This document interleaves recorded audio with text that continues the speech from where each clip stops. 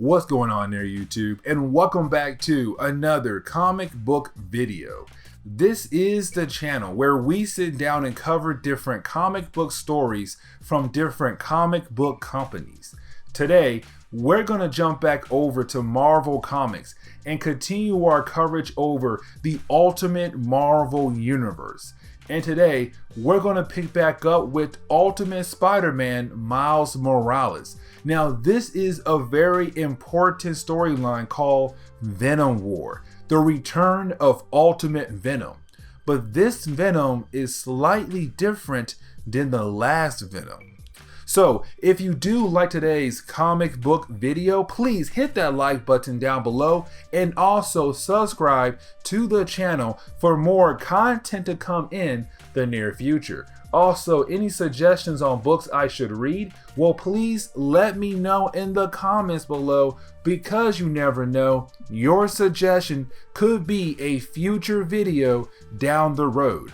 But I do hope you enjoy today's video. So we pick up with Betty Brant. Remember, in the Ultimate Marvel Universe, Betty Brant is more of a reporter rather than an office assistant to J. Jonah Jameson, where we see her looking over the footage of Miles Morales in the Prowler when they fought back in one of our earlier Miles Morales Spider-Man videos. Where of course in that video we saw the death of Prowler, except before he died he told Miles, "You are just like me." Which then leads us over to the Daily Bugle, where we see J. Jonah Jameson having one of his meetings with everyone about what to put on the paper next. This is when you have Betty Brant speak up and state that she has something that involves the new Spider-Man. She begins to state that with the footage of Prowler and Miles Morales' last fight, she thinks that there is some kind of connection between Prowler and the new Spider-Man because they are both black. Of course, this starts an argument between everyone because they begin to think back to the death of Peter Parker. Jonah shuts everyone up and says until she brings back harder facts, he's not going to publish her story. Of course, she begins her work very quickly by going to the police station to pull in a favor. The favor is hoping to receive from the police officer is the Prowler case file, hoping to get something out of there. With that information, she was able to find the home of Aaron Davis. Well, what used to be the home of Aaron Davis. So after finding a way to send the landlord away, she begins to search around the place, trying to find some clues that can help her find some kind of connection between Spider-Man and the Prowler, which of course she was able to find the spider that actually bit Miles Morales. Of course, she does not know about Miles being bitten by a spider, except now she is on the hunt to find someone who can help her figure out more about the spider. So we see her meeting up with a Dr. Marcus. This man is now working for Roxxon, which of course we all know is a shady company. Except when Betty Brant shows him the spider that she had found, that is when we learn more about him. That apparently he used to work at Oscorp around the same time Norman Osborn made the spider that bit Peter Parker. After Norman Osborn had found out that Peter Parker was Spider-Man thanks to one of his spiders, Norman went back and made more spiders, but was unable to complete the chance of reproducing what happened with Peter.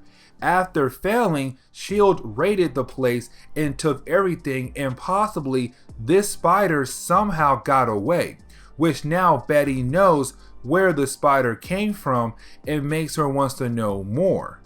Now we see Betty Brant go and stalk the home of the Morales, hoping to see who could be the new Spider-Man. We see that Betty Brant thinks that it could actually be Miles' father, Jefferson. So she goes back to the Daily Bugle with all of the information she had gathered, hoping to convince Jonah to run her article, only for him to basically say no, because he is trying to respect Peter Parker. Remember that back in Ultimatum, Jonah saw Peter Parker being a true hero. Then when Peter Parker died months later, it hurt him even more to hear the news of the death of Peter Parker.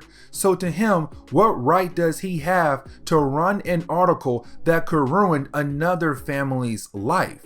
What if everything she gathered comes up false? Then that family's life is ruined even more. So with that being said, Jonah tells Betty Brant that he is not going to run her story, and she leaves angry. Except after she leaves, that is when she runs home. We see her talking on the phone to Ned Leeds. We don't get to see him in this book, except he is helping her find someone who will run her story. Which she does, except right when she hangs up the phone, that is when a voice talks to her about profiting off something that does not belong to her. Then she is stabbed, and we come to find out that it is Venom. That Venom has returned and ready to hunt down the new Spider-Man. We finally pick up with Miles Morales, where we see him swinging around New York and still trying to get used to the idea of having web shooters, which of course he wonders when web shooters run out of web fluids, which he quickly finds out right here and begins to fall out of the sky. Ends up embarrassing himself in front of a crowd of people. So we skip over to Miles Morales being in class, where you have him inform Genki that he is out of web fluids. So you have Genki promise Miles that he will be able to make him some more. They were discussing this by using their phones in front of the teacher, who catches them, of course. Now we do go back to somewhere we have not seen in a long time, which is the Oscorp building. It has been abandoned ever since Norman Osborn became the Green Goblin and S.H.I.E.L.D. raided the place. Well, we see that someone had decided to destroy the place, and we come to find out that it was Venom. Now I want you guys to realize that Venom looks very different than he usually does. But getting back to the Daily Bugle, with the death of Betty Brant and her body being found, we see that Maria Hill has come to the Bugle to figure out what happened to Betty Brant. Remember that Maria Hill is a detective in this universe. We saw her in our earlier videos when she was trying to figure out the connection between Spider-Man and the Prowler. She is questioning to see if Jonah has something to do with the recent death, which of course he tells her no. But then the big question comes up, how she had information about the new Spider-Man she wanted to get published at the Bugle, except Jonah said no, which he tells Maria Hill why he said no, because to one, respect Peter Parker, but also to protect the new Spider-Man. So jumping over to Miles' family, we see them having dinner and something is bothering Jefferson. Now Miles has no idea about his father being involved in stopping a group of Hydra agents. The way Miles learned is that when they are having dinner and trying to have a quiet night, we see that reporters have come to the home of Miles' family to get an interview with Jefferson. Of course, you have Jefferson being able to push the reporters out of his house, and then he decides that he needs to catch some air. So you have Jefferson leave, but that is when you have Genki appear for another reason. Now this is the same moment things get crazy, because when Jefferson went outside, his goal was to have a word with the reporters and ask them to leave him alone. Except that is the moment you have Venom appear ready to attack Jefferson here and now. Now, of course, Miles sees Venom outside getting ready to attack his father and hears Venom speak about Jefferson being the new Spider-Man. So Genki and Miles both know that Miles has to get out there and stop Venom before he ends up killing Jefferson on the spot. Also, the problem before Venom appeared, Miles' mother went outside to go talk to Jefferson before Venom had appeared. So now Miles has to protect both of his family members, which gives us a Venom versus Miles Morales battle we have been waiting for. This battle is going to be something new for Miles Morales, since Miles is still kind of a new hero in the world. So this will be his first time fighting a symbiote and trying to figure out how to defeat it. You have Brian Michael Bendis show us the inexperience of Miles Morales when it comes to being a new hero. Now this is going to lead to one of the toughest moments for Miles will have to go through, because at the end of this video, it is going to make Miles wish he was never Spider-Man ever again.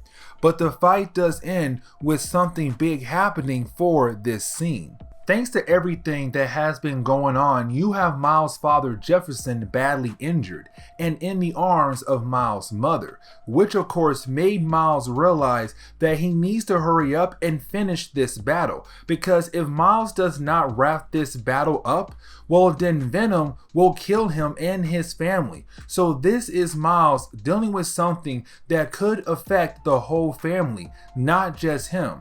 This battle does go across the city as a way to move Venom away from Jefferson, hoping that he finds a way to stop Venom. He does give Venom a Venom shock, which is hilarious to say, but it does work just good enough to make Venom leave into the sewers.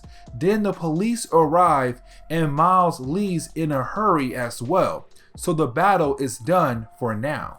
Of course, Miles comes back to see that his father is being put inside an ambulance and his mom ordering him to stay at home. This is Miles beginning to freak out that his father might die thanks to the idea of him being Spider-Man. So he is wondering what to do with being Spider-Man and also Venom still being out there, except things get a little bit more interesting. We did see Gwen Stacy going to some coffee shop to of course get some coffee, and that is when she runs into Mary Jane. Of course, Mary Jane has another part-time job and it is this coffee shop. You have the two of them kind of catching up because it has been a while since they had hung out, only to see the news about what had happened with Miles Morales. Both of them know they need to hurry up to help Miles out because of what Venom is. We then get a page to see Miles' parents had arrived at the hospital. Jefferson gets admitted quickly into the hospital. You have Miles' mother worrying about what is going to happen to her husband. Getting back to the scene of where the fight first took place, we see Maria Hill arrive at the scene, and of course makes sense because she is a cop. So you have her begin to investigate the scene of the crime. You have Genki and Miles freaking out and trying to figure out why in the world Venom came here for, because to Miles, Venom should not be here. Trying to figure out how Peter Parker was able to beat Venom the last time, except to Miles, he begins to think about him being Spider-Man. To him, he should not be Spider-Man if he is unable to stop Venom, wondering what he should do. But that is when he is greeted by Gwen Stacy and Mary Jane. They tell him they have a way to help Miles, so they all go inside the home of Miles, except they are seen by Maria Hill. We then see Venom reappear in the sewers because we knew that he was not that easily defeated, except remember that Venom in this universe, well, he actually does eat people. So we see him come out of the sewers and actually begin the process of eating people. So now this is Venom putting a timer on Spider-Man to figure out a way to stop him. Getting back to Miles, Genki, Mary Jane, and Gwen Stacy, we see them talking about everything about Venom. I mean everything. How the Venom suit was created to be a cure for cancer, except of course it got turned into a weapon thanks to, well, we know Roxxon. Then explain how Carnage was made thanks to Kurt Connor and Ben Reilly that ended up killing Gwen Stacy, which she was brought back thanks to the whole Clone Saga storyline.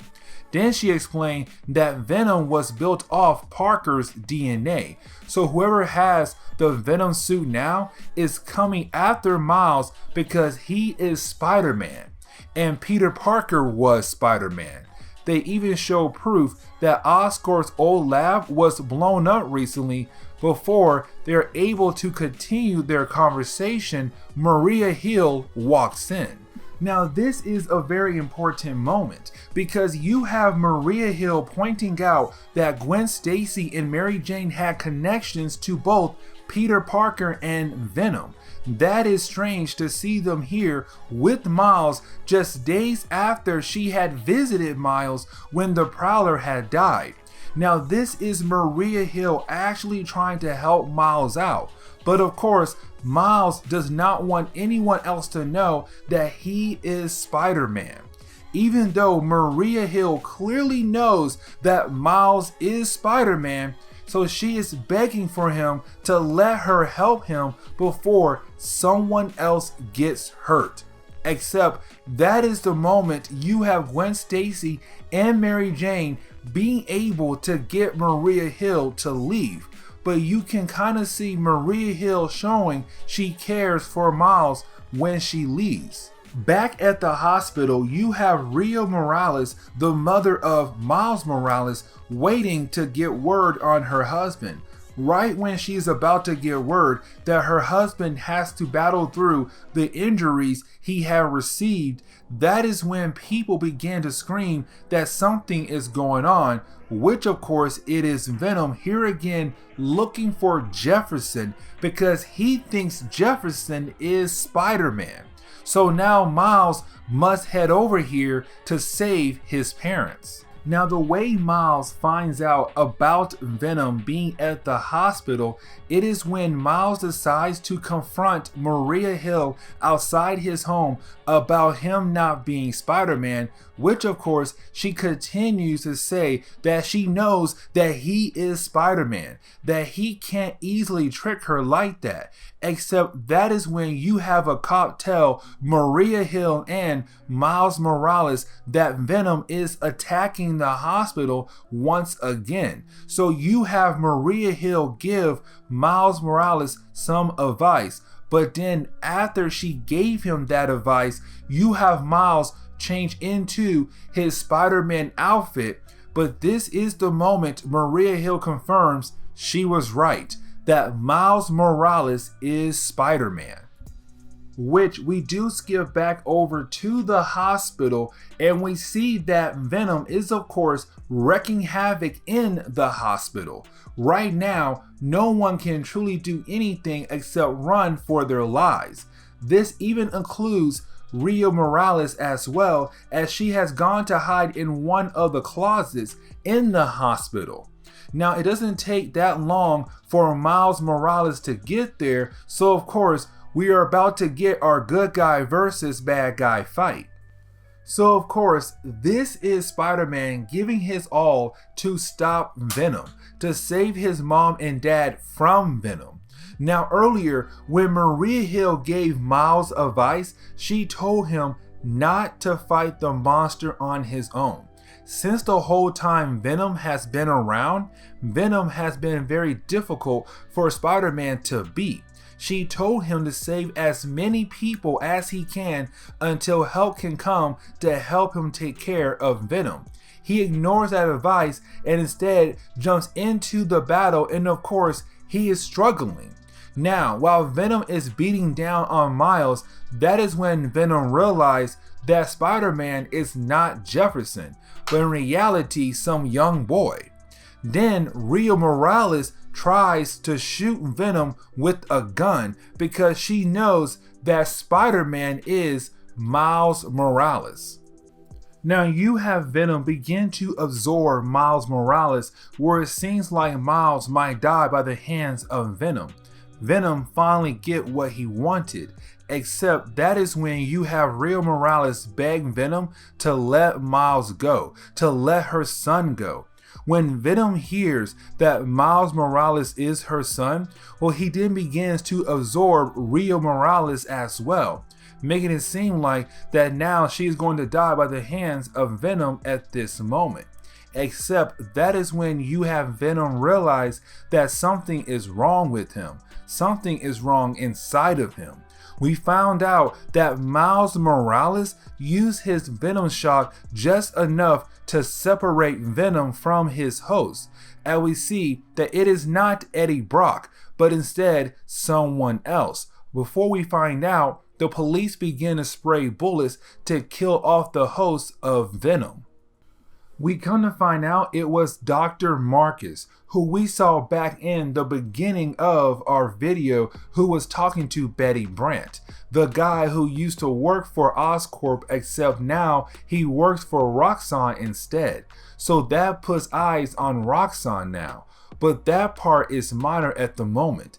The reason why is because Miles finds out that one of the bullets the police shot actually hit Rio Morales as well. So of course she was able to give Miles Morales some advice before she died in his arms, which was not tell his father about him being Spider-Man. Right when Gwen Stacy, Mary Jane, and Genki arrive at the hospital, they see Miles holding his mother in his arms. Then we jump over to Roxxon, the shady company that is always up to something sneaky. We pick up with Mr. Roxxon, where he tells his assistant to help the police out however they can, except he wants to know why Dr. Marcus had the Venom suit. How did he get access to the Venom suit? Then he states that he wants to figure out why in the world they were unable to make their own Spider-Man. Finally, to close on the final part of the story, we see Miles Morales thinking that everything is okay, thinking that his mom is okay, except when he wakes up he realizes that he's over Genki's house, and that is when he remembers that his mother is dead. So he runs back in and begins to tear apart his Spider-Man outfit, stating that he is done being Spider-Man. And this is where we are going to end today's video. So please hit that like button down below and also subscribe to the channel for more content to come in the near future. Also, any suggestions on books I should read, well, please let me know in the comments below, because you never know, your suggestion could be a future video down the road. But I do hope you enjoy today's video.